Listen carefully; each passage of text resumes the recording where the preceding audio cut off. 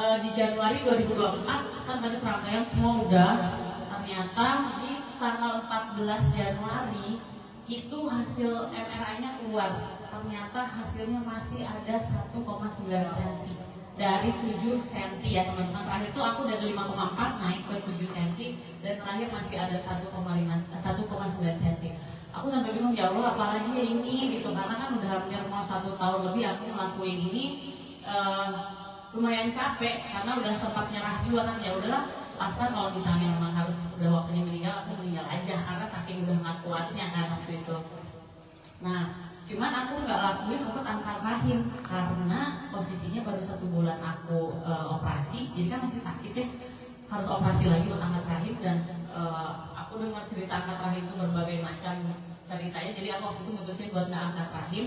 Cuman dokter cuma bilang ya udah, karena yang namanya cancer itu kan dia silent killer, dia diam tapi dia menggerogoti, dia bikin mati, takutnya metastasnya kemana-mana. Info dokter gitu, paling cara yang terbaik adalah per 4 bulan sekali kamu harus cek darah.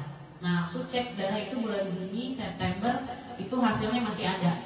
Dan bulan Oktober 2022 aku dikenalin lah produk Soksubadasi sama Mbak Mia, namanya sahabat aku sendiri. Kata Mbak Mia, coba Deca, coba karena ini obatnya bagus. Nah aku ini tipikalnya selalu mau mencoba, karena sebelum ini pun aku lakuin yang namanya minum jamu yang super pahit banget. Dari apa tuh akar-akaran itu udah aku cobain berbagai, sampai ada metode Iblusina yang tanpa radiasi, cuma itu aku nggak lakuin karena sampai ratusan juta biayanya dan aku nggak sanggup waktu itu, aku nggak lakuin. Nah bulan Oktober aku konsumsi, baru 3 kali hari konsumsi karena aku minumnya baru 1 suba 1 usuk. Itu yang terjadi adalah darahku keluar banyak. Biasanya cuma flek cuma sedikit doang, tapi darah banyak. Aku sampai lanjut nggak ya, lanjutin, jangan putus. Nah waktu itu aku tetap lanjutin. Di hari ke-7 selama penantian hampir 1 tahun flek aku selalu keluar di tanggal ke-7 itu. Di hari ke-7 itu yang namanya darahnya udah hilang, darahnya udah benar-benar hilang tapi belum menyatakan bersih.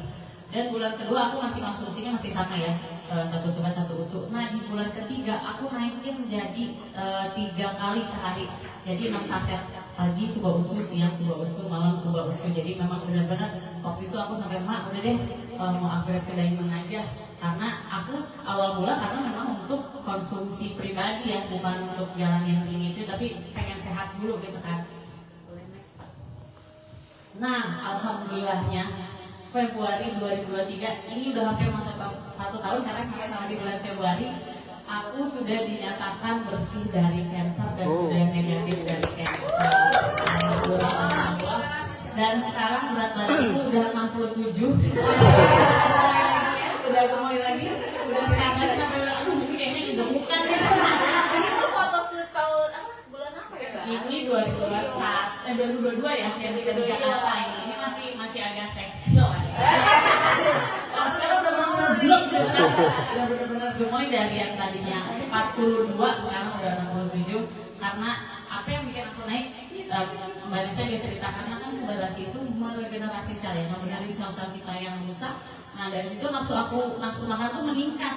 Jadi inilah yang menyebabkan badanku melebar gitu kan. Tapi sampai sekarang aku masih konsumsi Subadasi usus. Boleh next Pak. Nah jadi buat teman-teman ya, cancer itu bukan segalanya. Istilahnya kan yang namanya sakit cancer siapa sih yang mau? Tapi balik lagi setelah aku jalanin itu semua, aku langsung punya, oh benar nih, harus punya prinsip 3P, yaitu pola pikir, pola hidup, dan pola makan. Yang namanya pola pikir, stres pastilah, siapa yang stres dijudge untuk cancer kan? Tapi mau minimalis gimana cara kita biar nggak stres. Kalau dulu aku biar nggak stres tuh nonton Korea gitu kan, main sama anak-anak, itu yang buat stres aku ya. Kemudian pola hidup tanpa kita sadari, yang namanya begadang itu bikin badan kita rusak. Karena dokter aja bilang jam 10, jam 11 itu badan kita tuh harus istirahat, jangan dibikin capek gitu kan. Nah jadi memang harus nggak boleh begadang. Dan yang terakhir pola makan ya. Pola makan itu kita harus tetap jaga makanan, karena aku nih sampai sekarang nggak konsumsi yang namanya daging merah, kulit ayam, mecin-mecinan, stop gula. Kayak aku di sini aku tadi minum aja nggak pakai gula. Paling aku mana-mana selalu bawa madu gitu. Jadi memang prinsipnya yang namanya sak itu nggak ada yang tahu ya. Jadi ini yang aku benar-benar jaga sampai saat ini dan alhamdulillah aku sangat terbantu dengan suatu darasi dan konstitusi. Itu aja sih Mbak Nisa. Oke, makasih Mbak Ica buat sharingnya yang benar-benar selalu menggugah. Silakan dulu Mbak.